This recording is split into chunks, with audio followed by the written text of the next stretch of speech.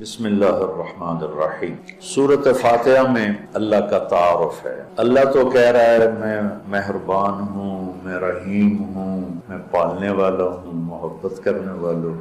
اور ہم نے اللہ سے ڈرا کے لوگوں کو ویسے ہی بددل کر دیا ہے، مایوس کر دیا ہے اور خوف زدہ کر دیا ہے۔ سورۃ فاتحہ کے بارے میں حضرت علی رضی اللہ تعالیٰ عنہ کا ارشاد عالی ہے، اگر میں سورہ فاتحہ کی تفسیر لکھاؤں تو 70 اونٹوں پہ لا دیا، 70 اونٹوں پہ لا، یعنی ہر آیت کے لیے 10 اونٹ۔ 70 سے مراد 70 نہیں ہوتا، بے شمار، عربی میں بے شمار اونٹ۔ اور بطور ثبوت ایک واقعہ کہ ایک دفعہ تشریف فرما ہوئے اور فرمانے لگے آؤ میں تمہیں بسم اللہ کی تشریح کروں، بسم اللہ الرحمن الرحیم۔ اور عربی وہ زبان ہے جس کے حروف کے بھی مطالب اور معانی ہو، واو کے مطلب ہیں، با کے مطلب ہیں، تو بسم اللہ کی با پہ عشاء کی نماز کے بعد درس شروع کیا، فجر کی اذان ہو گئی، با کا کبھی سفر طے نہیں ہوا تھا، تو میں کیا کروں گا جب میں کیا کر سکتا ہوں، ادنا سا طالب العلم۔ لیکن اس میں ایک چیز تو میرے اللہ کا تعارف، اللہ ہمیں مہربان کر کے رب، اللہ یہ بھی تو کہہ سکتا تھا الحمدللہ جبار السماوات والارض، الحمدللہ قہار السماوات والارض، سب تعریفیں اللہ کی جو سارے جہان پر جبار ہے، قہار ہے، غالب ہے، بادشاہ ہے۔ رب اسماء الحسنہ جو آئے ہوئے نا 99، 33 نام اس رب کے، اس لیے رب کا نام اسماء الحسنہ میں نہیں ہے، رب آپ دیکھیں نہیں، لیکن المنتقم کو چھوڑ کر باقی ہر میرے رب کی صفت میں رب کا مطلب پایا جا، اس لیے اس کو اللہ نے اس میں، میرے نبی نے اس میں ذکر ہی نہیں کیا ہے کہ اتنا ہیوی ویٹ لفظ جس کو اللہ تعالیٰ نے اپنے تعارف کے لیے پسند کیا کہ مجھ سے ڈرو نہیں، میں تو تم سے پیار کرتا ہوں۔ وہ پیار جو ماں اپنے بچے سے کرتی ہے وہ تو بہت تھوڑا ہے، میرے پیار کی کوئی انتہا ہی کوئی نہیں ہے۔ ماں کا پیار تو مختصر سا ہوتا ہے اور میرا تم سے پیار لامحدود ہے۔ پہلا تعارف یہ ہے کہ وہ بہت مہربان، پالنے والے کے ساتھ ہے کہ حاکم ہے، بادشاہ ہے، رب بادشاہ کو انہو ربی احسن مثوایا، یوسف علیہ السلام انہوں نے عزیز مصر کو کہا انہو ربی، وہ میرا بادشاہ ہے، اور اس نے مجھے یہاں بہت اچھا رکھا ہے، میں خیانت نہیں کر سکتا۔ بادشاہ، مہربان، رحیم، پالنے والا۔ اور قرآن کو ختم کیا قل اعوذ بربنا، رب سے شروع کر کے رب پہ جا کے ختم کیا، آخر میں پھر یقین دلایا کہ میں تم سے بہت پیار کرتا ہوں، جو کچھ کہوں گا تمہاری محبت میں کہوں گا۔ اب گھروں میں نہیں دیکھتے، ماں کہتی بیٹا ناشتہ کرو، چھوٹے بچے میں نے نہیں کرنا، وہ بٹھا کے اس کے منہ میں زبردستی ڈال رہی ہوتی، وہ کہتے ہیں کیا مصیبت ہے میرے لیے، وہ اس کو کھلا رہی۔ تو میرا رب جب ماؤں سے زیادہ پیار کرنے والا ہے تو وہ کہہ رہا میں اس میں جو کچھ کہوں گا نا وہ تمہاری محبت اور شفقت میں کہوں گا، اور جس چیز سے روکوں گا نا تمہاری محبت اور شفقت میں روک۔ جیسے بچے رو کے ہلکان ہو جاتے ہیں، کوئی میری ضد تھی، میری پوری نہیں ہو رہی تھی، میں رو میری 5-6 سال برا حال ہو، کوئی بھی نہیں میری سن، اخیر میں کیا دیکھو تم نے مجھے کیا بات جانے، میں کہ ہوں میں رو کے تھک گیا ہوں تو میری گل منو، نہیں مانی گئی، کیوں؟ میرے لیے ٹھیک نہیں اور مجھے پتا نہیں۔ تو اس مقدس کتاب میں جب اللہ کہتا ہے یہ نہیں کرنا تو اس میں ہلاکت ہے، یہ کرنا ہے تو اس میں ہمارا نفع ہے۔ تو تعارف میں اللہ نے اپنے ربوبیت، اپنے رحم کو، اپنی مہربانی کو اس خوبصورت انداز میں ذکر کیا کہ دل کھنچتا ہے، اور اتنے حسین انداز میں پیش کیا اپنا تعارف۔ جیسے یہ کئی ساتھی کہتے ہیں جب آپ ہمیں کوئی واقعہ سناتے ہیں تو ہمیں لگتا ہے جیسے وہ ہمارے سامنے ہو رہا ہے۔ وہ میں نے ایک دفعہ یہاں چنگیز خان کی تاریخ بتائی تو مولانا عدنان صاحب کے آئے ہوئے تھے چچا صاحب، تو وہ بڑے جولی سے ہیں، وہ بعد میں کہنے لگے جب مولانا صاحب چنگیز خان کو بیان کر رہے تھے تو میں ڈر گیا، مجھے لگا جی میں پیچھوں بیٹھا چنگیز خان میرا رب بھی جب کوئی بیان کرتا ہے تو لگتا ہے سامنے آ تو اللہ نے اپنا اس خوبصورت انداز میں تعارف کرایا کہ لگا جیسے اللہ سامنے آ گیا ہے تو وہ کہتا ہے میں تیری ہی بندگی کرتا، جیسے وہ سامنے آ گیا۔ ایا ہو نہیں، ہم اس کی بندگی کرتے ہیں جس کی یہ تعریف ہے، ایا کا۔ تو اس طرح مجھے اپنا آپ پہچان کروایا ہے کہ مجھے لگتا ہے تو میرے سامنے ہے۔ کبھی ہے حقیقت منتظر نظرہ لباس مجاز کہ ہزاروں سجدے تڑپ رہے ہیں میری جبین نیاز۔ تو مالک یوم الدین تک یوں لگتا ہے جیسے اللہ سامنے آ گیا، کہتا ہے جب تیرے جیسا شہنشاہ ہو تو میں کسی اور کی بندگی کیسے کر سکتا ہوں؟ جب تیرے جیسا شہنشاہ ہو تو میں تیرے سوا مدد کے لیے اور کس کو پکار سکتا ہوں؟ مدد صرف اللہ سے مانگی جائے اور کسی سے، ایک آپس میں ایک دوسرے کی مدد کرنا، مدد مانگنا، لیکن ایک ہی ذات ہے جس کے سامنے جھولی پھیلائی جائے، وہ اللہ۔ ایک ہی ذات ہے جس کو پکارا جاتا ہے، اللہ کا نستر تیری تجھ سے مانگوں گا اور کس سے مانگوں؟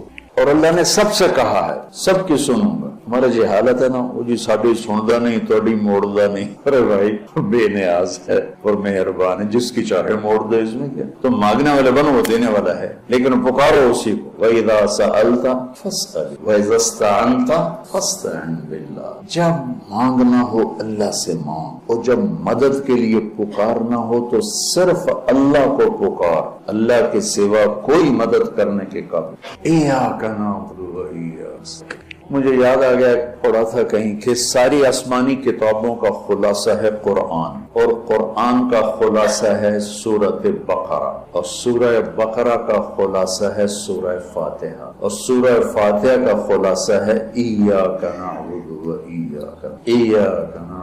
آگے ایک عجب دعا ہے، اہدنا الصراط المستقیم، یا اللہ میں سیدھا راستہ دکھا۔ جتنے انسان کے علاوہ مخلوق وہ ماں کے پیٹ سے صحیح زندگی گزارنا سیکھ کے آتے، اللہ کی طرف سے ان کے اندر یہ چیز ڈلی ہوتی، ان کو پیدا ہوتے ہی پتا ہوتا ہے یہ کھانا یہ نہیں کھانا، ادھر چلنا ادھر نہیں چلنا، یہ دشمن ہے یہ دوست۔ آج پہلے دن چوہا اپنی بل سے نکلا، اپنی کھڈ سے نکلا، سامنے بلی دیکھی بھاگ کے واپس آئے، اس کو اماں نے تو نہیں بتایا تھا کہ بلی تینوں کھا جائے۔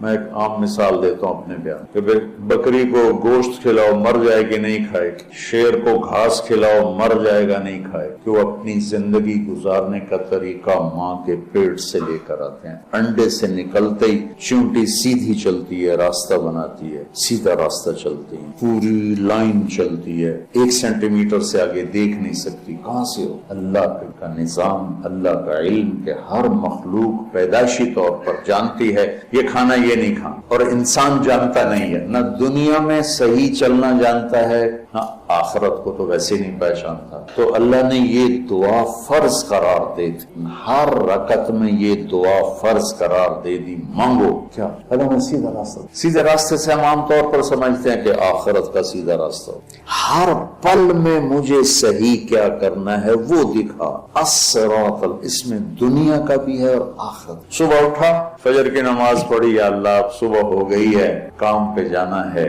یا اللہ مجھے سیدھا راستہ دکھا، میں تیری اپنی دنیا میں کیسے سیدھا چلوں کہ تو راضی ہو جائے، اپنے دین میں کیسے سیدھا چلوں کہ تو راضی ہو جائے۔ چلتے چلتے چلتے کچھ ہیرا پھیری ہو گئی، کچھ غلط ہو گیا، کچھ ٹھیک ہو گیا، ظہر کا وقت آ گیا، اللہ کہتا آ جا، اب پھر مانگ، اہدنا الصراط المستقیم۔ چلو کچھ گڑبڑ ہو گئی، مجھے پھر بتا کہ میں نے دنیا میں کیسے سیدھے چلنا ہے اور میں نے آخرت کے لیے کیسے سیدھی زندگی گزارنی ہے، مجھ سے نہیں گزاری جا رہی، میری مدد کر۔ اللہ نے پھر تازہ دم کیا، چل جا، پھر ہیرا پھیری ہوئی، اونچ نیچ ہوئی، نہ کہا جا اثر میں آ جا، اثر میں آ گا، مانگ۔ کیا مانگوں کا؟ مانگ کہ میں تمہیں سیدھا راستہ دکھاؤں، چونکہ تمہارے اندر یہ جانوروں کی طرح چپ ہے نہیں، انہوں نے وہی کرنا ہے جو ان کو ان کے اندر ڈال دیا ہے، یہ درختوں میں چپ ڈال دی۔ کبھی آم پہ انگور دیکھا، انگور پہ کریلا دیکھا، کبھی شیشم پہ پھل دیکھا، اندر میں ڈال دیا گیا ہے تجھے پھل دینا ہے، کون سا دینا ہے، کس موسم میں دینا ہے، کس رنگ میں دینا ہے، کس ذائقے میں دینا ہے، کس خوشبو میں دینا ہے، کس تاثیر میں دینا ہے۔ تو ہمیں اس میں اللہ تعالیٰ نے دونوں تاریں ڈال دی ہیں، اچھائی برائی، تو لگا آؤ پھر مانگو، اثر میں پھر مانگو، پھر جائے کو اونچ نیچ ہو جانے کا، آجا مغرب میں پھر مانگ، وہ کتنا مہربان ہے، آجا مانگ یا اللہ۔ پھر گڑبڑ ہو گئی، پھر دیکھا راستہ، پھر کہا چلو عشاء ہوگی، آجا۔ اب حالانکہ تو نے سو جانا ہے، لیکن رات میں کتنی برائیاں ہوتی ہیں، سب سے زیادہ برائیاں تو رات کو ہوتی ہیں. آج پھر مانگ کہ میں تیری رات صحیح گزروا دوں، تیرا ہر پل صحیح گزروا دوں، اور پھر آخرت کا راستہ بھی تجھے صحیح دکھا دوں. یہ اہدنا الصراط المستقیم، ہر پل میں سیدھے راستے کو مانگنا ہے، ہر پل میں سیدھے راستے کو مانگ. اور صراط چوڑے راستے کو کہتے، مستقیم سیدھے راستے کو کہتے. یہ ہمارا موٹر وے بن گیا ہے ہمارے گھر تک، تو ہم نے وہ پینسرے جاؤ، گوجرے جاؤ، ٹوپے جاؤ، رجانے جاؤ، پیر محل جاؤ، سندیلیاں لے جاؤ، عبدالحکیم جاؤ، دھکے کھاندے کھاندے گھر جاؤ. وہ چھوڑ کے ہم 1.5 گھنٹے میں یہاں سے، پہلے 3.5 گھنٹے لگتے تھے، ہم 1.25 گھنٹے 1.5 گھنٹے میں گھر پہنچ جاتے ہیں. یہ صراط اور غیر صراط کا فرق ہے کہ آدمی جب راستے کا چناؤ کرتا ہے تو کہتا ہے میں راستہ سیدھا، راستہ کھلا بھی ہو چوڑا بھی ہو، کھلا بھی ہو چوڑا بھی ہو. تو لگتا ہے میں قربان چاہ، اور اللہ ہمیں کیا، او میرا بندہ اے مانگ، اے مانگ، میں تینوں موٹر وے تے چڑھاؤں، میں تجھے موٹر وے پہ چڑھانا چاہتا ہوں. تو بولے دی جھگی دی گلیاں پھر لکھنا نام ہے نا، بولے دی جھگی، تو اس کی سڑکیں بھی ایسے ہی ہوں گی. اور صراط تلوار کو بھی کہتے، تلوار کا جو ایک ہوتا ہے نا ایک طرف، اس کو بھی صراط کہتے ہیں، تو صاف شفاف ہوتا ہے، کوئی کھڈا بڈا نہیں ہوتا. تو اللہ تعالیٰ ہم سے کہہ رہا ہے ایسا راستہ مانگ جو صاف شفاف، اور جیسے صراط تلوار جیسے چیز کو کاٹتی ہے تیزی کے ساتھ، ایسے ہی اللہ تعالیٰ کہہ رہا ہے کہ وہ راستہ مانگ جو میں تیزی کے ساتھ تو اپنے گھر پہنچ، جیسے ہم تیزی کے ساتھ اب گھر پہنچ جاتے. اور مستقیم، ٹیڑھا میڑھا نہ ہو، سیدھا، سرسبز ہو، سرسبز ہو، دیکھنے کو میں اچھا لگے. تو انعمت علیہم صراط الذین انعمت. ناعمہ اس بوٹی کو کہتے ہیں جس پر کبھی خزاں نہ آئے، وہ پودا جس پر ہمیشہ ہریالی رہے، وہ ناعمہ. وجوہ یومئذ، کبھی ان پہ کوئی خزاں نہیں آئی. تو اللہ کہہ رہا ہے صرف روڈ نہ مانگ، سرسبز بھی مانگ. کہیں چاہ پیو، کتے کافی پیو، کتے بہ کے گپا مارو. وہ کوئٹے والا راستہ نہ مانگ، کالے پہاڑ سورے راہ ویک ویک کے بندہ برباد ہو جائے. کہ ایسا راستہ مانگ جس میں سبزہ ہو، ہریالی ہو، باغ باغیچے ہوں، گل و گلزار ہو، اور تجھے پتہ بھی نہ چلے، اور تیرا راستہ طے ہوتے ہوتے ہوتے تو مجھ تک آ جائے. پھر ساتھ دوسری دعا بھی منگوائی کہ ایسا راستہ جہاں پیٹرول نہ ملے، ایسا راستہ جہاں کھڈے ہوں، ایسا راستہ جہاں ڈاکو پڑ جائیں، ایسا راستہ جہاں لائٹیں بند ہو جائیں، ایسا راستہ جہاں کھائیاں ہوں. کوئی جائے گا؟ کچھ لوگ ہم جا رہے تھے، رحیم یار خان جا رہے تھے، اور جا رہے تھے راجن پور سے. راجن پور سے آگے خواجہ غلام فرید رحمت اللہ علیہ کا جو ہے شہر مٹھن کوٹ مٹھن. تو وہ ہم نکلے گپوں میں، ہماری زمیندار جماعت، ہمیں یاد ہی نہ رہا بھائی ذرا وہ بھی دیکھ لیں کہ تیل بھی ہے کہ نہیں. تو وہ راستہ سنسان، ایک دم گاڑی نے جھٹکے کھانے شروع. میں کہ کیوں ہے؟ تیل مک گیا. مر گیا. کوئی تو تیل پٹرول پمپ بھی کوئی نہیں، ایک ہی بڑھنا ہے. کوٹ میں ٹن تائیں دھکا لا بھی ہے، لیکن شہنشاہ کی مدد ساتھ ہوتی ہے اللہ کے راستے میں. ہماری گاڑی اپنے دھکے میں چلتے چلتے دیکھا تو آگے پیٹرول پمپ، اس پہ چڑھ گئی تو ہم نے اللہ کا شکر ادا کیا. تو ایسے راستوں پہ کون جانا مانگتا ہے؟ تو غیر المغضوب علیہم ولا الضالین. آپ کہتے ہیں جی ہم تو گنہگار لوگ ہیں، ہماری تو سنتا نہیں. اور میں قربان جو میرا اللہ کہتا ہے امن یجیب المضطر اذا دعاہ ویکشف السوء. اللہ نے ایمان کی شرط بھی نہیں لگائی دعا کی قبولیت کے لیے. اللہ کہہ رہا بتا دو ان سب کو کہ جب تک تیری غلامی کا دم نہیں بھریں گے میں ان کی شکل بھی نہیں دیکھوں گا. صرف ڈاکٹری ہی زندگی کی معراج نہیں ہے، اور بھی دکھ ہیں زمانے میں محبت کے سوا، راحتیں اور بھی ہیں وصل کی راہ کے سوا. دل دریا سمندروں ڈوگے کون دلیاں دیا جانے ہو، وچے بیڑے وچے جھیڑے وچے ونج مہانے ہو. تمہارے اندر سارا سامان ہے. میرا رب کہتا ہے قربان جاؤں ذرا غور کرنا. آپ کہتے ہیں جی ہم تو گنہگار لوگ ہیں، ہماری تو سنتا نہیں. اور میں قربان جو میرا اللہ کہتا ہے امن یجیب المضطر اذا دعاہ ویکشف السوء. اللہ نے ایمان کی شرط بھی نہیں لگائی دعا کی قبولیت کے لیے، ایمان کی بھی. کہتا ہے انہوں نہیں پتا کہ دنیا میں ہمیشہ حق والے تھوڑے ہوں گے اور کفر والے زیادہ ہوں گے، ان کی کون سنے گا؟ تو وہ کہتا ہے بے شک تم نے میرا کلمہ نہیں پڑھا، مجھ پہ ایمان میں نہیں لائے ہو۔ ایک شرط ہے مومن کے لیے بھی، کافر کے لیے، ان بچیوں کے لیے بھی، ان بچوں کے لیے بھی، ان مستورات کے لیے بھی، ان مردوں کے لیے بھی، اور پوری دنیا کے۔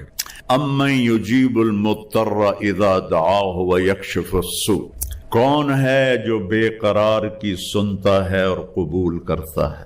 یعنی اللہ نے ایک مطالبہ کیا کہ دو آنسو بہا دے، دو آنسو بہا دے، پھر دیکھ میں تیری پکار پہ کیسے آتا۔ دو آنسو بہا دے، اور پھر ایسا نہیں کہ یہ کوئی جادوگری ہے کہ ادھر تم مسلح پہ دو آنسو بہاؤ گے اور پھر مسلح اٹھا کے دیکھو گے ڈالر پہن کے نہیں پہ، مانگنا پڑے گا، مسلسل مانگنا یہ ڈاکٹری کا سفر۔ آپ ایم بی بی ایس کر کے ڈاکٹر نہیں بنتے، آپ ایم بی بی ایس کرنے کے بعد ڈاکٹر بننے کی بیس بنتی، ڈاکٹر نہیں ہے، ڈاکٹر بننے کی بیس بنتی، علم تو اس کے بعد شروع ہوتا ہے۔ تو آپ اس کے لیے 17 سال 18 سال لگا، تو اللہ کو 18 دن تو مناؤ، اس کے ساتھ ضد تو کرو۔ اللہ کی قسم، لا لا لا، ہر چیز کو اللہ نے لا کی تلوار سے کاٹ دیا ہے۔ الا اللہ الا اللہ الا اللہ، اللہ کے ساتھ سب کچھ اپنے ساتھ جوڑ دیا ہے۔ جو لا کہا وہ لا ہوا، وہ لا بھی اس میں لا ہوا، جز لا ہوا، کل لا ہوا، پھر کیا ہوا؟ اللہ ہوا۔ کبھی آپ اللہ کو بولتے ہو یا پڑھتے ہو یا سوچتے ہو، یا تمہاری کتابیں ہوتی ہیں یا پھر موبائل ہوتا ہے؟ کبھی اللہ سے اللہ تعالیٰ فرماتے ہیں کہ میرے بندے، آج یہ حدیث مجھے آپ کی برکت سے بڑے زمانے بعد یاد آئی، کم تتزین للناس، تو لوگوں کے لیے کتنا بنتا سنورتا ہے جب تو کسی محفل میں جاتا۔ میں بھی نمی پگڑی پائی تے واسکوٹ ٹھمکائی کہ میں می ادریس کالج جاؤنا ہے، اور یہ جو مستورات ہیں جب کسی فنکشن میں جانا ہو تو تباہی پھیر دیتی ہیں خامد، اے بھی لے آؤ، اے بھی لے آؤ، اے بھی لے آؤ، اے بھی لے آؤ، اے بھی لے آؤ۔ تو میرا اللہ کہتا ہے کم تتزین للناس، جب تو کسی کے لیے، کسی فنکشن کے لیے، کسی سے ملنے کے لیے جاتا تو کتنا تیار ہو کے جاتا۔ فہل تزینت لاجلی، ارے کبھی میرے لیے بھی تو مزین ہو کے آ، کبھی میرے لیے بھی تو میک اپ کر کے آ، کبھی میرے لیے بھی تو تیار ہو کے آ۔ اب اللہ کے لیے تیار ہو کے جانا کیا ہے؟ کلمے کا دوسرا حصہ محمد الرسول اللہ کا، محمدی میک اپ کر، محمدی میک اپ کر لے تو میرا محبوب بن جائے، میں تجھے محبت کی نظر سے دیکھوں۔ اپنے نبی کی دیکھو، ہم ان کے باطن کو نہیں پہنچ سکتے، ان کی نقل اتار لیں اپنی زندگی کے ہر ہر ہر ہر عمل میں، تو اللہ کے ہم محبوب بن جائیں۔ کیونکہ اللہ نے ایک ہی کی قسم کھائی، پورے قرآن میں کسی نبی کی قسم نہیں کھائی، اللہ نے آپ کی جان کی قسم کھائی، لعمرک، تیری جان کی قسم۔ جان کی قسم اس کی کھائی جاتی ہے جس سے پیار ہوتا ہے، تو اللہ تو کھا سکتا قسم، ہمیں حکم نہیں کہ ہم کسی کی جان کی قسم اٹھائیں، لیکن اظہار محبت میں ہمارا اردو پنجابی کا محاورہ ہے، عربی کا محاورہ ہے، تیری جان کی قسم۔ انہوں نے کہا تیری جان کی قسم۔ ہر 950 سال نوح علیہ السلام بولے، 950 سال، اور میرے نبی تو ٹوٹل 23 سال بولے، اور میرے رب نے آپ کے بول کی قسم اٹھائی، وکیل ہی، مجھے اس محبوب کے بول کی قسم۔ کمال ہے، کیا حد ہے، کسی نبی کے رسول ہونے کی قسم نہیں اٹھائی، اور اپنے محبوب کو یاسین والقرآن الحکیم انک لمن المرسلین، مجھے قسم ہے قرآن حکیم کی، آپ میرے رسول ہیں۔ تورات کی قسم نہیں اٹھائی، بائبل کی قسم نہیں اٹھائی، زبور کی قسم نہیں اٹھائی، آسمانی کتابیں، میرے نبی کی کتاب کی قسم اٹھائی، قاف والقرآن المجید، مجھے قسم ہے قرآن مجید کی، یاسین والقرآن الحکیم، مجھے قسم ہے قرآن حکیم کی۔ کسی کے شہر کی قسم نہیں اٹھائی، مختلف شہروں میں مختلف نبی آئے، لیکن اللہ تعالیٰ نے آپ کے شہر کی قسم اٹھائی، لا اقسم بہذا البلد وانت حل بہذا البلد، میں قسم اٹھاتا ہوں میرے محبوب اس شہر کی جس میں آپ موجود ہیں۔ اچھا، یہ تو عام ترجمہ ہے جو لکھا ہوا ہے تفسیروں میں، لیکن عربیت میں بہت وسعت ہے۔ لا اقسم، اس کا دوسرا مطلب ہے مجھے قسم اٹھانے کی ضرورت ہی نہیں اس شہر کی، کیونکہ قسم تو اہمیت کے لیے اٹھائی جاتی ہے، جب آپ موجود اللہ تعالیٰ نے جتنے انسانی رشتے بنائے ہیں، ماں باپ، بہن بھائی، چاچے تائے، دادا دادی، نانا نانی، ساس سسر، خالہ بھانجا بھتیجا پھوپھا، یہ جتنے اللہ نے رشتے بنائے، ان میں سب سے اہم رشتہ خامد اور بیوی، سب سے اہم رشتہ خامد اور بیوی، سب سے قریب ترین رشتہ خامد۔ لباس سے زیادہ کوئی چیز میرے قریب ہے، آپ کے قریب، لباس سے زیادہ اس قریب، تو اللہ تعالیٰ کہہ رہا ہے کہ میری بیوی میرا لباس ہے، اور میری بیوی سے کہہ رہا ہے کہ تیرا خامد تیرا لباس۔ تو میں سے مراد شادی شدہ، جتنے شادی شدہ لوگ، تو میں بھی کون ہے شدہ طلبہ میں، ماشاءاللہ کافی بابرکت میں، اچھا، تو اللہ تم سے کہہ رہا ہے تمہاری بیوی تمہارا لباس ہے۔ سب سے قریب شادی کے بعد قریب ترین رشتہ لفظ لباس بتا رہا ہے بیوی، قریب ترین رشتہ بیوی ہے، اور جو قریب ترین ہوتا ہے وہ پہلے اس کا حق پہلے آ جاتا، قریب ہو گیا۔ اور کل میں نے کہا تھا کہ لباس اور میرے درمیان کوئی چیز حائل نہیں ہے، اس سے میں نے وہ ایک حدیث کو اس کے ساتھ جوڑا تھا جو آپ نے حضرت فاطمہ رضی اللہ تعالیٰ عنہ سے فرمایا تھا کہ جس سے میں پسند کو پسند نہیں کریں، تو چپ کر کے واپس چلی گئیں اور اپنی اور بیگمات رسول سے فرمایا کہ بھائی آپ جانو اور آپ کا مسئلہ، میں اب اس نہیں پڑھتی۔ تو یہ رشتہ سب سے قریب ہو جاتا ہے، اس سے قریب اور کوئی رشتہ نہیں۔ جب یہ سب سے زیادہ قریب ہے تو اس کے حقوق بھی سب سے پہلے ہو، اس کا حق بھی سب سے پہلے ہو، اس کا خیال بھی سب سے پہلے ہو۔ ہمارا جوائنٹ فیملی سسٹم ہے، میں کوئی بچیوں کو ساس سسر کے خلاف نہیں بھڑکا رہا، جو سسرال میں زیادتی ہو رہی ہے میں اس کے ازالہ کی، آنے والی بچی اپنے ماں باپ کو چھوڑ کر آئی ہے، اب وہ اپنے خامد کے ماں باپ کو اپنا ماں باپ بنا لے تو اس کی سعادت ہے، اور بچے کے ماں باپ نے اپنی بیٹیوں کو آگے روانہ کر دیا ہے، وہ اس آنے والی بہو کو اپنی بیٹی بنا لیں تو کتنا خوبصورت ہو جائے گا یہ۔ لیکن تربیت بھی نہیں ہے اور سیرت بھی سامنے نہیں ہے۔ مجھے حدیث یاد آ گئی، میرے نبی نے فرمایا یہ جو میرے انصار مدینہ ہیں، سنو بڑی عجیب حدیث ہے، یہ جو میرے انصار مدینہ یہ اتنے اچھے ہیں، ان کے گھر کسی کی بیٹی جب شادی ہو کے آتی ہے تو اسے یہ احساس ہی نہیں ہوتا میں سسرال میں ہوں ماں باپ کے، یہ میں چاہتا، یہ میری تشریح میں کوئی کمی زیادتی ہو جاتی ہے، کوئی سائڈ زیادہ بیان ہو جاتی ہے، کوئی کم ہو جاتی ہے، لیکن میں یہ چاہتا ہوں۔ یہ حدیث مجھے اللہ نے ابھی یاد دلوائی ہے، حیات الصحابہ میں ہے، جلد اول میں ہے، کہ آپ نے فرمایا کہ یہ جو میرے انصار، میں دوبارہ کہہ رہا ہوں، یہ جو میرے انصار مدینہ ہیں یہ اتنے قابل تعریف ہیں کہ ان کے گھر جب کسی کی ڈولی اترتی ہے تو اس آنے والی بچی کو یہ احساس نہیں ہوتا کہ میں اپنے گھر میں ہوں سسرال۔ میرے عزیزو، کم از کم تم جو میری اولاد ہو، میری روحانی اولاد ہو، تم تو میری بات کو آگے چلو، تم اپنے گھر کو، اپنی بیوی کو اس طرح رکھو، اپنے ماں باپ کو بھی اس پہ تیار کرو، اپنی بہنوں کو اس پہ تیار کرو۔ ایک رخ تنقید دی، اے کر دی، اے کر دی، یہ سارا یہ میرا ماحول ہے، تو اٹھیندی کیوں ہے، باندھی کیوں ہے، ٹردی کیوں، یہاں تک یہ ساری کہاں سے؟ تو بچے کے ماں باپ کہیں ہماری بیٹیوں تو شادی ہو گئی، اللہ نے ہمیں بیٹی دے دی ہے، اب ہم اس کو بیٹی بنا کے رکھیں، اور آنے والی کہے کہ میرے ماں باپ تو میں نے چھوڑ دیا، اب میرے خامد کے ماں باپ میرے ماں باپ ہیں، میں نے ان کے پاؤں دھو کے پی، خود اپنی خوشی سے سارے گھر کی خدمت کرے، کون روکتا ہے؟ لیکن جو ہمارا ایک جابرانہ ماحول ہے، اس نے اس رشتے کو توڑ کے رکھ دیا۔ یہ جو آنے والی لڑکی ہے اس کے ذمہ ہے نسل تیار کرنا، نسل، میری بہو سے میری نسل چلے گی اور میں اسی پر جوتا اٹھا کے کھڑا ہوں، کتنی بڑی زیادتی۔ ماں یہ نہیں سوچتی کہ میری نسل جو چلے گی اس لڑکی سے چلے گی، ساس اگر یوں سوچ کہ میری نسل اس سے چلے گی، سسر یوں سوچے میری نسل اس سے چلے گی، خامد یوں سوچے کہ میری نسل اس سے چلے گی، خامد کی بہنیں یوں سوچے ہمارے بھائی کی، ہمارے باپ کی نسل اس سے چلے گی، تو ہم اس کو عزت دیں، محبت دیں، پیار دیں، تو وہ پاگل ہے جو تمہیں کاٹ کھائے گی یا تم سے لڑے گی۔ اس کو تانے اتنے ملتے ہیں، ذلت اتنی، اور میں نے جیسے کہا لباس سب سے قریب ہے، اس کے بعد بیوی کا حق سب سے پہلے آ جاتا ہے۔ ماں باپ کی طرف سے زیادتی آئے تو تمہارے ذمہ ہے اپنی بیوی کو بچاؤ، اللہ کے واسطے اپنی حفاظت کرو۔ ہاں، تمہاری بیوی کی طرف سے زیادتی آئے تو اللہ کے واسطے ماں باپ کی حفاظت۔ تو اس کا مطلب یہ نہیں کہ تم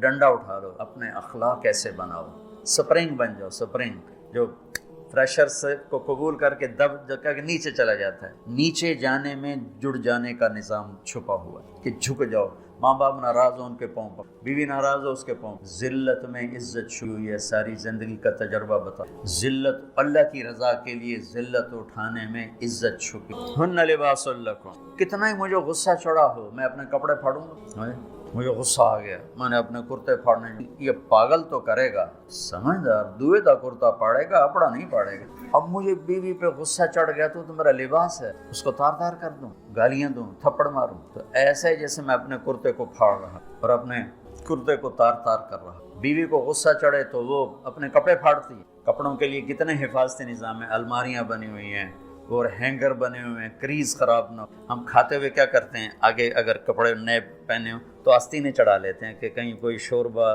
کچھ سالن ادھر نہ لگ جائے، ادھر نہ لگ جائے۔ میں جب بھی بیٹھتا ہوں تو میری بیوی کہتی ہے آستینے چڑھاؤ، آستینے چڑھاؤ، لگ نہ جائے۔ اور آگے ہم کیا کرتے ہیں، تولیہ رکھتے ہیں، نیپکن رکھتے ہیں، رومال رکھتے ہیں۔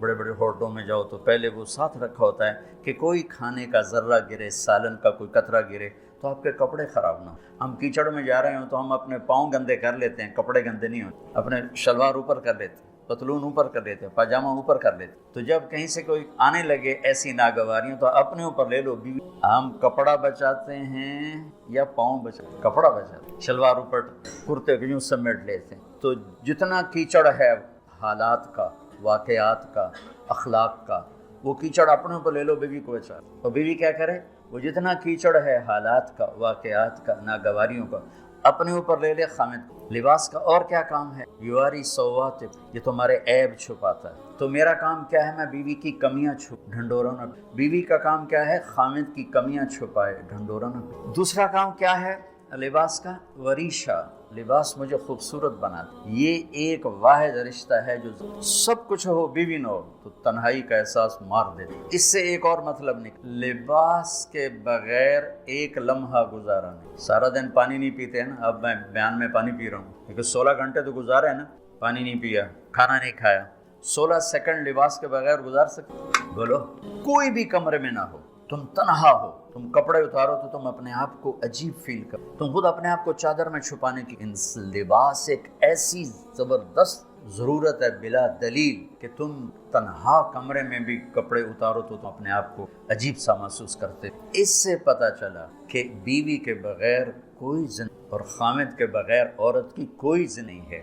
یہ ہمارا بدبخت معاشرہ ہندی کہ کسی بچی کو طلاق ہو جائے وہ گل سڑ کے مر جاتی، اس کی شادی نہیں ہوتی۔ کوئی جوان بچی بیوہ ہو جائے وہ سسک کے مر جاتی، اس کی شادی نہیں۔ کوئی 40-50 سال کا ہو جائے مرد اور اس کی بیوی مر جائے، کوئی اس کو لڑکی دینے کے لیے تیار کوئی۔ اور لباس کا لفظ بتاتا ہے کہ شادی کے بغیر انسان ننگا ہے اور ننگے انسان کا کوئی کہیں بھی گزارا نہیں ہے۔ لفظ لباس بتاتا ہے کہ ہم اس چیز کو رواج دیں کہ شادیاں ہوں، بیوہ کی شادی ہو، مطلقہ کی شادی ہو، کوئی اس کی بیوی مر جاتی ہے۔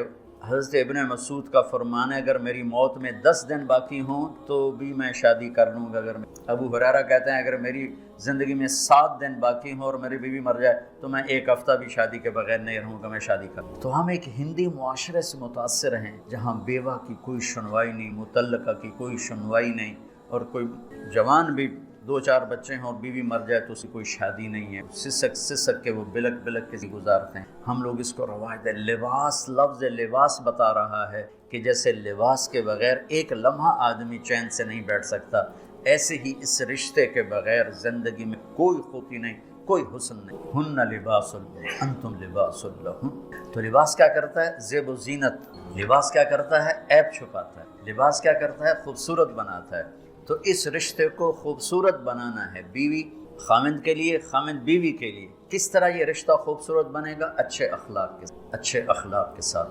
اگر گھر والوں کے اخلاق اچھے ہوں تو بچی ساس سسر کو ماں باپ بنا لے، ساس سسر بچی کو ماں باپ بنا لے، خامند بیوی کو ہتھیلی کا چھالا بنا لے، بیوی خامند کو ہتھیلی کا چھالا بنا لے۔ میں قربان جاؤں اپنے نبی پر، ساری کائنات نور ایمان دینے والی ہستی، اور حضرت عائشہ رضی اللہ عنہ کو رکن میں بنا کے کمال۔ حضرت عائشہ رضی اللہ تعالیٰ عنہ وہ بڑی بڑی بوٹیاں ہوتی تھیں نا، وہ اٹھا کے ایسے نوچتی اور پھر رکھ دیتی، روٹی کا ٹکڑا اٹھاتی۔ میرے نبی وہی بوٹی اٹھاتے جہاں حضرت عائشہ نے نوچا ہوتا تھا وہیں دکھا کے ان کی محبت کو اور ہمیں سکھانے. حضرت عائشہ گلاس اٹھاتی، بڑے بڑے ہوتے تھے، اب تو یہ چھوٹے چھوٹے گلاس ہیں. بخل کا زمانہ آ گیا، پانی بھی تھوڑا دے دیں. ہمارے دیہات کا کلچر تھا، اب تو مٹ گیا ہے، مہمان ہی کوئی نہیں ہوتے. جب کچی سڑکیں ہوتی تھیں اور ذرائع نہیں تھے تو بہت سے مسافر ہمارے ڈیروں میں آ کے رات گزارتے. ہماری پہچان والے نہیں، اجنبی راہگیر، کوئی پہچان والے بھی، لیکن جو بھی تھے، کوئی اپنے ہیں، پہچان والے ہیں، دوست ہیں، مسافر راہگیر ہیں، ان کو رات کو کھانے کے بعد دودھ پلانا یہ ہماری تہذیب کہ جتنے بھی ہیں دیرے میں 15 ہیں، 20 ہیں، ایک ہے، جاؤ بھائی روٹی کھا لی، ہاں دودھ پیواؤ سارے ہیں. جانور بہت زیادہ ہوتے تھے، کھیتی باڑی کم ہوتی تھی، دودھ وافر ہوتا تھا. وہ گلاس اتنے بڑے بڑے ہوتے، 3 پاؤ کا گلاس ہوتا. تو ایک ہمارے دادے کے زمانے میں چاچا لال سنپال وہ آ گیا اندھیرے میں، نوکر گیا دودھ پلانے، تو گلاس کو دیکھ کے نوکر سے کہندا پتر میں نہیں پی. اسا کہا چاچا کیوں نہیں پی؟ اسا کہا 2 تو ود پیواں تا بے غیرت بن تے 2 تے میرا گزارا نہیں جاتا. میں نہیں پینا. تو حضرت عائشہ رضی اللہ تعالیٰ عنہ گلاس اٹھاتی اور یہ پیا، یہ رکھا. میرے نبی اٹھاتے اور جہاں حضرت عائشہ کے ہونٹ لگے ہوتے تھے وہاں ہونٹ رکھ کے یہ زندگی سکھائی. یا عائشہ، کیا محبت سے بولا عائشہ نے، یا عائشہ، عاشقانہ انداز ہے، محبوبانہ انداز ہے. یا حمیراء، عائشہ آؤ دوڑ لگائیں. عائشہ مجھے پتہ چل جاتا ہے جب تو میرے اوپر ناراض ہوتی. حضرت عائشہ نے کہا کہ جب تو میرے اوپر ناراض ہوتی ہے تو تو یہ نہیں کہتی مجھے رب محمد کی قسم، تو کہتی مجھے رب ابراہیم کی قسم. جب تو میرے اوپر راضی ہوتی ہے تو کہتی ہے مجھے رب محمد کی قسم، اور جب تو میرے اوپر ناراض ہوتی ہے تو کہتی مجھے رب ابراہیم کی قسم. کہ یا رسول اللہ صلی اللہ علیہ وسلم نام ہی آپ کا نہیں لیتی، میرا تو دل آپ پہ، کیا میری جان قربان ہے آپ پر. عرب کے ماحول میں اظہار عشق عیب تھا بیوی سے. ہاں معشوق سے اظہار عشق، ساری شاعری بھری پڑی. تم نے شعراء جاہلیت پڑھو یا بعد کو پڑھو، بھری پڑی. وَهَلْ تَبْكِينَ لَيْلَا إِذَا مِتُّ قَبْلَهَا وَقَامَ عَلَىٰ قَبْرِ النِّسَاءُ النَّوَائِحُ لَيْلًا كَمَا لَوْ أَصَابَ الْمَوْتُ لَيْلًا بَكَيْتُهَا وَجَادَ لَهَا دَمْعًا مِنَ الْعَيْنِ الصَّافِحُ وَأَغْبِطُ مِنْ لَيْلًا بِمَا لَا أَنَالُهُ بَلَا كُلُّ مَا قَرَّتْ بِهِ الْعَيْنُ طَائِعُ وَلَوْ أَنَّ لَيْلًا. دیکھو لیلہ لیلہ لیلہ 4 شعر ہیں، لیلہ ہر شعر میں لیلہ. وَلَوْ أَنَّ لَيْلَ الْأُخَيْلِيَّةَ سَلَّمَتْ عَلَيَّ بَدُونِي جَنْدَلٌ وَالصَّفَائِحُ لَسَلَّمْتُ تَسْلِيمَ الْبَشَاشَةِ أَوْ زَقَا إِلَيْهَا صَدًا مِنْ جَانِبِ الْقَبْرِ صَائِحُ. وہ بڑے زور شور سے لیلہ لیلہ لیلہ اپنے اشعار میں کہہ رہا ہے. لیکن بیوی سے اظہار عشق عیب، موت. اس ماحول میں جس میں بیوی سے اظہار عشق ایک عیب اور معشوق سے اظہار عشق شاعری بھری پڑی ہے. ترکت ہوا لیلا وسعد بمعزل، کیا کیا خوبصورت شاعری ہے. بے بالشموس الجانحات غواربا اللہ بساط من الحریر جلاببا حاولنا تفدیتی وخفنا مراقبا فوضعنا ایدیہن فوق ترائب. عرب کی شاعری بھری پڑی ہے عشق و معشوق. اس ماحول میں میرے نبی سے ایک شخص کہتا ہے یا رسول من احب الناس الیک، آپ کو سب سے زیادہ کس سے پیار ہے؟ بھری محفل ہے، مسجد الگ نہیں، یوں کر کے پوچھ، بھری محفل، آپ سب سے زیادہ کس سے پیار کرتے ہیں؟ تو آپ نے زور سے کہا عائشہ سے. اللہ اللہ، ہائے ہائے. وہ تو ہل گئے، کہنے لگے، ان کی تو سمجھ میں نہیں آئی بات. تو انہوں نے کہا یا رسول اللہ میرا مطلب ہے مردوں میں آپ کس سے زیادہ پیار کرتے؟ تو آپ کو اندازہ ہو گیا بھائی کیوں یہ پوچھ رہا ہے. اس کو ہضم نہیں ہوا جواب. تو آپ نے کہنا تھا ابو بکر سے. تو آپ نے فرمایا مردوں میں عائشہ کے عباس، ابوہا عائشہ کے عباس.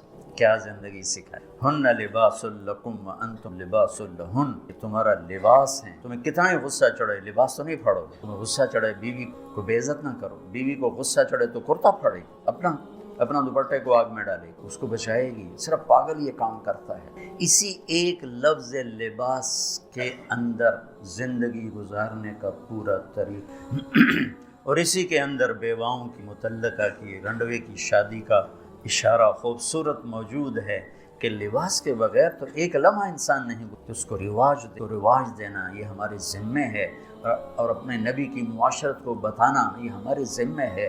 تو ان مسائل میں پڑ گئے جن کا نہ جنت سے تعلق ہے نہ جہنم سے تعلق ہے، الٹا وہ مسائل جس میں زیادہ اختلاف ہے اس میں زیادہ بولنا، زیادہ تقریریں کرنا، اس چیز نے ہمیں اپنی منزل سے بہت دور کر دیا، ہم کھو گئے ہیں، کہیں اور چلے۔ تو اس عرب کے ماحول میں میرے نبی نے لباس بنا کے دکھا۔ صفیہ رضی اللہ تعالیٰ عنہ چھوٹے قد کی تھی، اونٹ پہ سواری کے لیے وہ خود نہیں کر سکتی تھی، آپ نے اپنا گھٹنا آگے کر دیا، حضرت صفیہ نے آپ کے گھٹنے پر پاؤں رکھا اور اس کو زینہ بنا کے آپ نے اوپر چھوڑا، زینہ بنا کے۔ جہاد کے سفر سے واپسی سب صحابہ سے کہا آگے نکل جاؤ، سب آگے نکل گئے، اتنا نکلے کہ غائب ہو نظر نہیں آ رہے۔ تو آپ نے کہا عائشہ دوڑ لگائیں، اللہ عائشہ دوڑ لگائیں، آگے لگائیں۔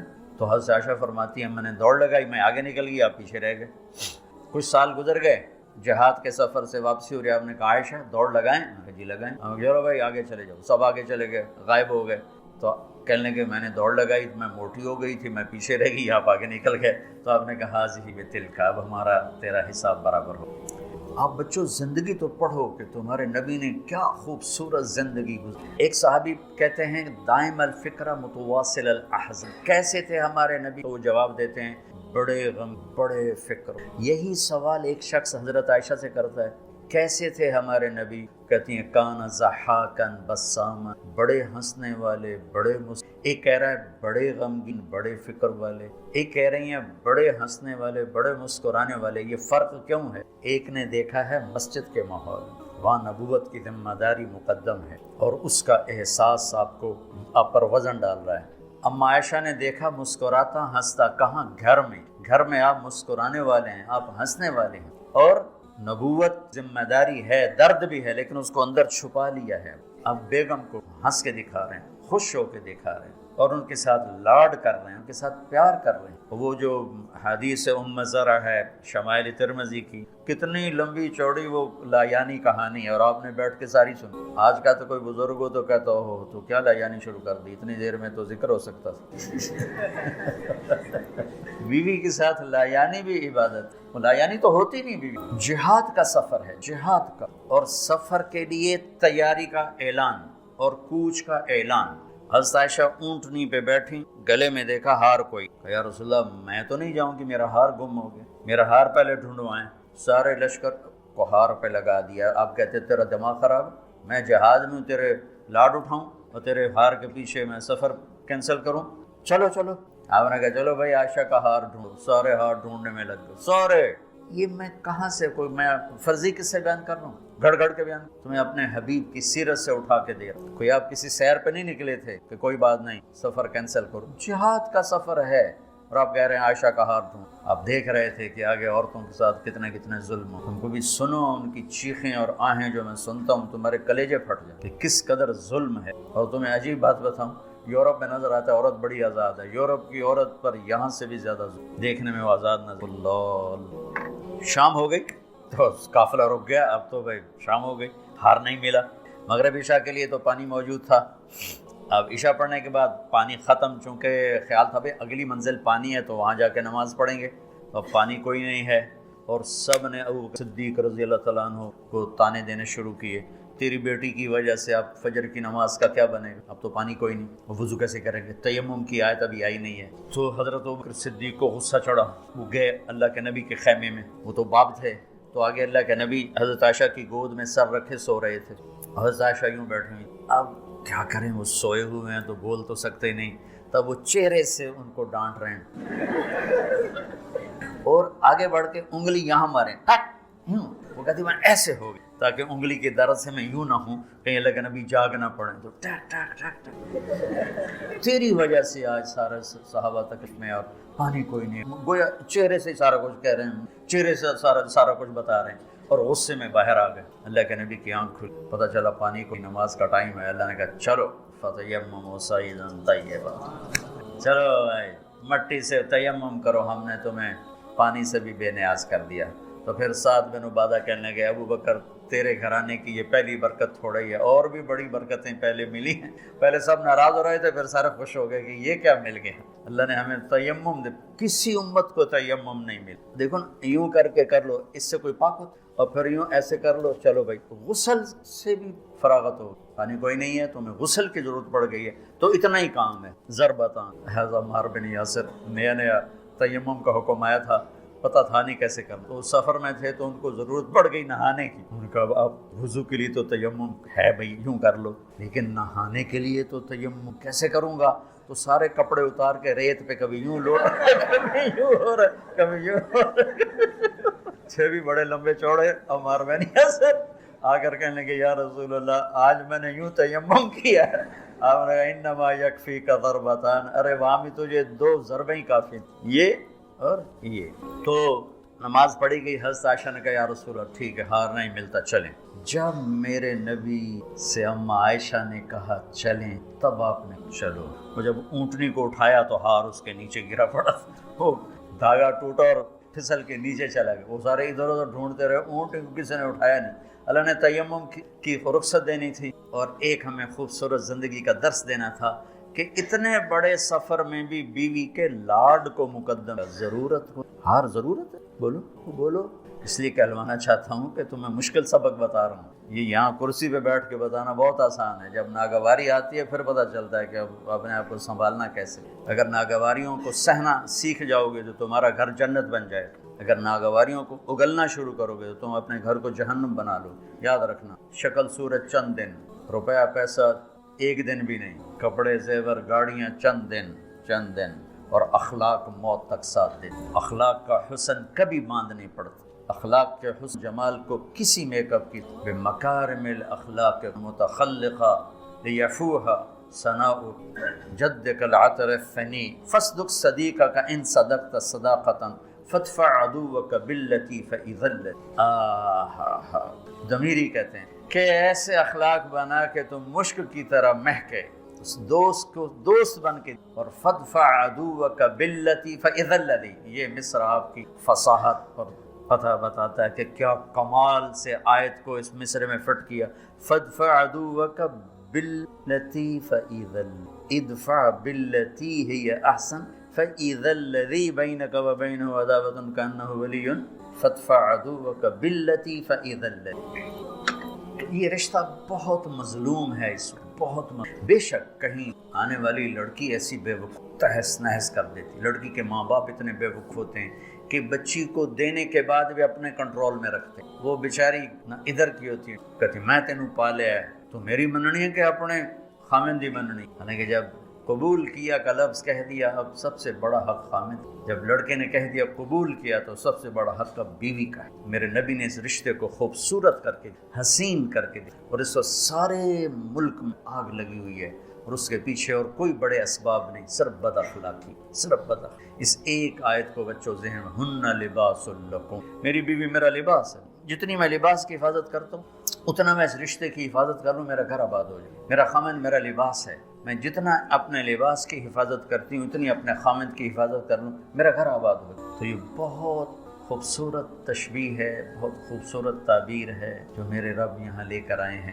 اور زندگی گزارنے کا طریقہ۔ اور دوسری بات دیکھو، اللہ اس آیت کو لائے ہیں روزے کے فرض میں، یہ ابھی بات سمجھ میں آئی ہے۔ پیچھے آ رہا ہے یا الذین آمنوا کتب علیکم الصیام، روزے آ رہے ہیں، ٹھیک ہے، یہ سارا روزہ آ رہا ہے، یہ سارا روزہ آ رہا ہے۔ اذا سألک عبادی، اس میں دعا آ گئی، پھر احل لکم لیلۃ الصیام الرفث، یہ معاشرت آ گئی۔ اس کے بعد پھر اللہ تعالیٰ بتا رہا ہے کلوا واشربوا حتی یتبین لکم الخیط الابیض۔